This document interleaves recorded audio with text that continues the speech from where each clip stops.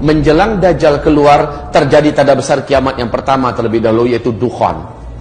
Dukhan ini, seperti penjelasan Michel Penn, pakar astronomi dunia yang paling senior saat ini, beliau menjelaskan hanya terjadi apabila bumi mengalami hantaman meteor, daratan bumi. Sementara NASA Amerika saat ini mengumumkan kepada dunia bahwa kita sedang ada di tengah arus sungai meteor. Walaupun kita sudah di penghujung tahunnya, tetapi meteor mempunyai karakter seperti bola biliar. Dia kalau beradu, maka dia yang lain akan memental ke jalur yang lain. Peluang-peluang ini akan menjadikan bumi sangat rentan diserang oleh meteor.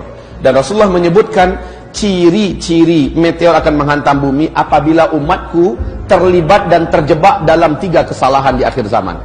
Dan ketiga kesalahan ini sudah dibuat oleh umat Nabi, ketiga-tiganya. Pertama, kata Nabi, apabila di tengah-tengah umatku sudah banyak bermunculan penyanyi-penyanyi wanita di mana-mana. Yang kedua, apabila musik dan alat-alat musik sudah disenangi oleh umatku dan digandrungi, menyebar di mana-mana. Dan yang ketiga, apabila minuman khamar, barang-barang memabukkan sudah mudah didapatkan di mana-mana. Tiga-tiga ini sudah apa belum? Maka pertanda ini sudah Rasul gambarkan kepada kita. Kaum muslimin yang kami muliakan, Rasulullah SAW menyebutkan apabila terjadi hantaman meteor, seperti pernyataan Abdullah bin Abbas, maka berikutnya yang terjadi adalah dukhan. Dalam sanad yang jayyid, Ibnu Jarir meriwayatkan sebuah hadis di mana Ibnu Mulaikah berkata, guruku Abdullah bin Abbas berkata, malam tadi kami nggak bisa tidur karena kami menyaksikan meteor melintas di atas bumi kita. Saya khawatir jangan-jangan besoklah terjadinya dukhan. Apa yang dikatakan Abdullah bin Abbas ini persis sama dengan yang diuraikan oleh pakar astronomi dunia tadi, Michel Penn. Meteor ini ketika dia menghantam atmosfer bumi kita, kalau garis diameternya 2 km saja, kekuatan ledakan meteor ini sama dengan 1 juta kali lipat bom nuklir yang pernah meledak di Nagasaki dan Hiroshima. Dampak yang terjadi berikutnya adalah meteor ini akan terbakar, bagian kulitnya akan mengeluarkan asap yang sangat tebal dan itu panas beracun. Kemudian bagian kulit ini lepas dari intinya dan dia membentuk meteor-meteor kecil yang akan menghunjam bukit-bukit kita, gunung-gunung kita, kota-kota kita akan menjadi hujan meteor. Sementara yang intinya mengandung sidrid. Sidrid ini adalah kandungan dari zat besi. Pergesekan yang sangat ekstrim menembus lapisan atmosfer kita menyebabkan timbulnya medan magnet yang teramat sangat kuat. Dampaknya yang langsung terasa oleh manusia di bumi adalah semua besi dan logam yang ada di muka bumi akan langsung terinduksi. Maka mobil kita yang mesinnya dari besi tidak bisa lagi di starter, Pak. Nggak bisa lagi jalan. Pesawat juga tidak bisa bergerak. Kapal-kapal. Dan itu bukan untuk sementara waktu, tapi permanen.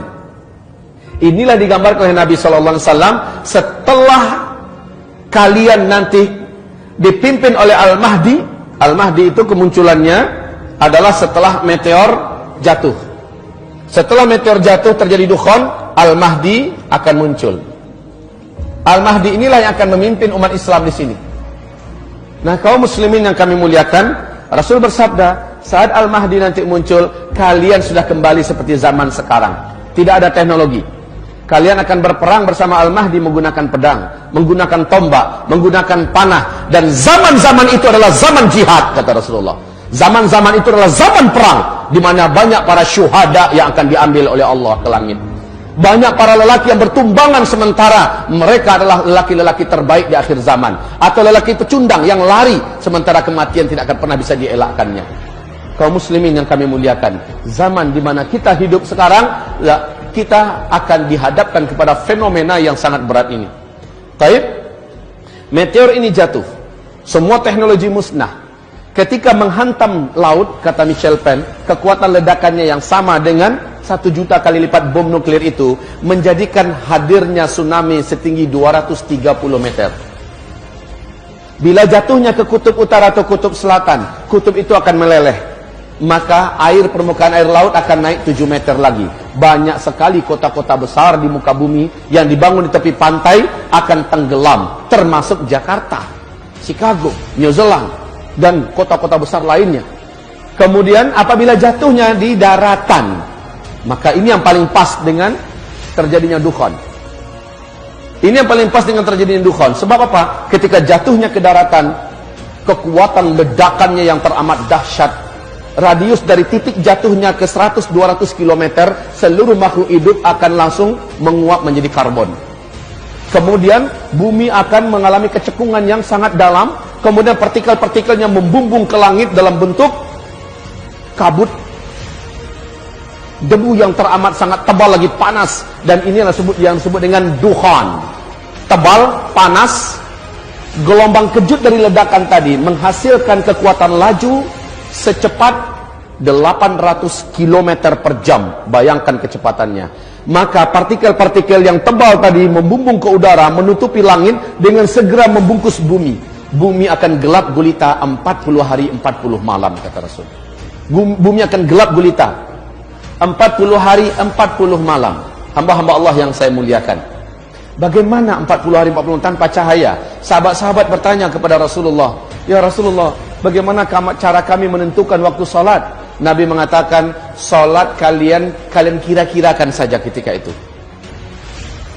Siapapun yang berusaha melihat, walaupun telapak tangannya didekatkan ke wajah seperti ini, dia tidak akan mampu melihat apa-apa, gelap gulita.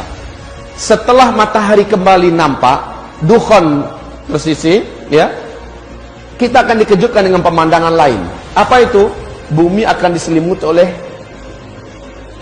debu yang sudah mengendap ke daratan, tebal di mana-mana.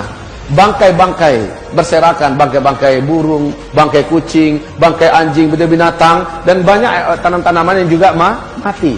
Bayangkan 40 hari 40 malam nggak ada cahaya matahari, dan itu panas, Pak. Saking panasnya, kata Rasul, seluruh orang kafir di muka bumi ini melepuh kulit mereka. Jadi orang-orang kafir yang nggak sempat menyelamatkan diri, mereka akan melepuh seperti kita masuk open, Pak. Orang Islam yang banyak buat dosa sebelum itu terjadi, amalnya sedikit, imannya tipis, sama tersiksanya dengan orang kafir. Tapi orang beriman yang imannya bagus, ketika itu terjadi, amal solehnya sebelum itu banyak, dia akan selamat.